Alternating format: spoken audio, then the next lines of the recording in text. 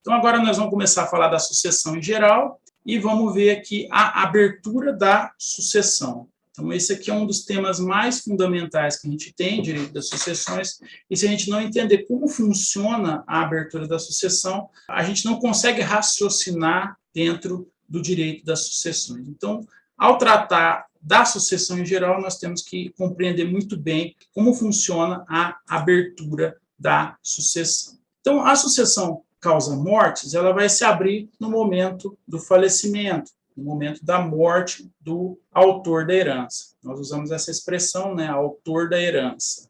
Então, é o falecido no momento em que há o passamento, é uma outra expressão que pode ser utilizada, existe, então, a abertura da sucessão. Então, é nesse exato momento em que existe essa abertura, e é importante justamente a gente saber qual que foi o momento em que isso ocorreu, né? Até um instante que isso ocorreu pode ser de grande relevância, e com isso, no direito brasileiro, vai se transmitir automaticamente a herança para os herdeiros legítimos e para os herdeiros testamentários. Então, vejam que é para esses dois tipos de herdeiros que a herança ela é transmitida automaticamente, para os herdeiros legítimos e para os herdeiros testamentários.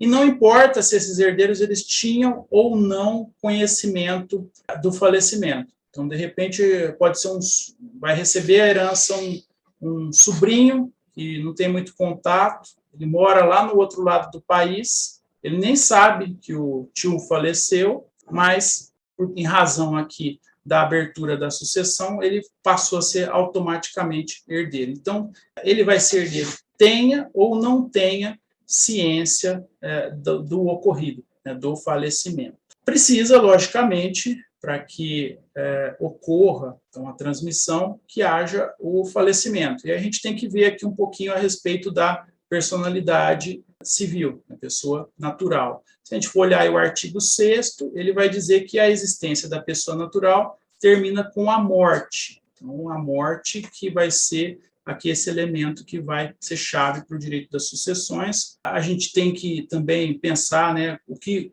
quando é que essa morte vai se dar. Lógico, bastaria eu pegar a certidão de óbito, né, mas essa morte ela vai ser atestada aí por profissionais da medicina. No passado existia um conceito, hoje existe um outro conceito, e ao lado da morte natural, nós temos aí também a presunção quanto aos ausentes, nos casos em que, isso está no artigo 6º aí que nós estamos vendo, nos casos em que a lei autoriza a abertura da sucessão definitiva. Então, é importantíssimo a gente também levar em conta o que está aí no artigo 6º, porque não só a morte natural vai levar à abertura da sucessão, a gente pode também ter uma ausência, né, ou uma morte presumida que vai causar e vai levar à abertura da sucessão.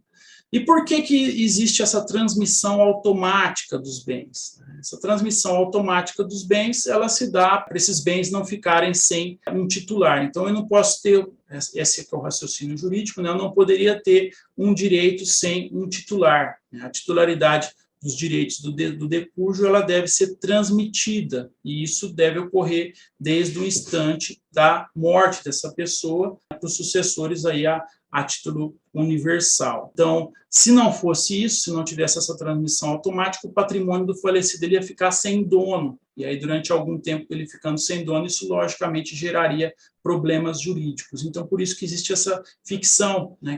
Automaticamente já se transmite os bens e essas pessoas passam a ser responsáveis por esses bens. E aí, como eu disse, é importante a gente fixar o momento exato do falecimento. Por quê? Porque é esse momento que vai trazer a legislação. A gente vai levar em conta a legislação vigente ao tempo da abertura da sucessão. Então, a gente tem que fixar exatamente o momento em que ela ocorreu, principalmente aí o dia, né, porque pode ter uma legislação em vigor em um dia e no outro dia passou a vigorar uma outra legislação. Então, isso significa que é no momento do falecimento que o herdeiro vai ser chamado a suceder, então eu tenho que saber exatamente em que momento isso ocorreu. E aí vale a aplicação, então, daquele princípio que eu acredito que vocês já conhecem de outros ramos do direito, o tempus regit actum. Então, eu aplico esse princípio aqui no direito das sucessões, o tempus regit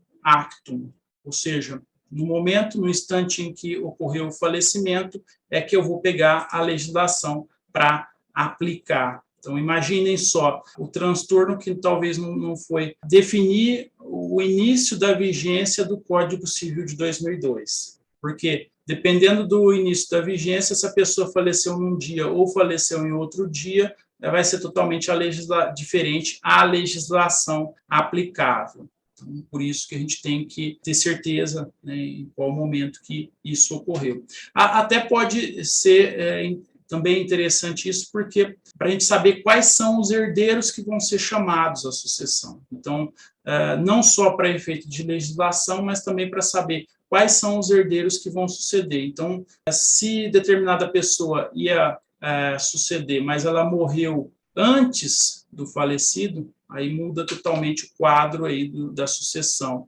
Então, também, por esse fator, é importante a gente saber o momento em que ocorreu a abertura da sucessão. Outro ponto que nos interessa é lembrar aqui que a gente não confunde a abertura da sucessão com a abertura do inventário. Muitas vezes há uma confusão aí, principalmente para quem, de repente, não atua na área, né, porque são termos que são parecidos, mas a gente não pode confundir a abertura da sucessão com a abertura do inventário. A abertura da sucessão é o momento em que ocorreu o falecimento, a extinção da pessoa natural. Já a abertura do inventário ela vai ocorrer com o ajuizamento da ação. O ajuizamento da ação leva à abertura do inventário. Outro termo que gera muita confusão aqui, e na prática a gente vê isso, é o espólio. O que é o espólio? O espólio é simplesmente uma massa patrimonial. Assim como a gente tem a massa falida, que é uma massa patrimonial, o espólio ele é algo semelhante. Ele é uma massa patrimonial que foi deixada pelo autor da herança, é uma universalidade, aí no sentido do Código Civil, que ele dá a respeito das universalidades, e o espólio ele não tem personalidade jurídica. Isso também é um ponto de confusão, né? O espólio não tem personalidade jurídica, mas ele teria uma personalidade formal, né? E aí a gente encontra essa previsão no artigo 75.7 do CPC. Então, o espólio ele não tem personalidade jurídica, ele simplesmente é uma pessoa formal, né? Isso é um peguinha de concurso. Falar, olha, o espólio, massa falida, condomínio, eles têm personalidade jurídica? Então, às vezes as pessoas elas confundem e vão pensar que sim, que tem personalidade jurídica, mas na realidade não tem. Vamos seguir aqui. Comoriência, existe aquela a presunção no nosso Código Civil de que as pessoas, né, isso está no artigo 8º, né, se dois ou mais indivíduos falecerem na mesma ocasião e não se puder averiguar se algum dos comorientes precedeu aos outros, presumir-se-ão simultaneamente mortos. Isso é a comoriência.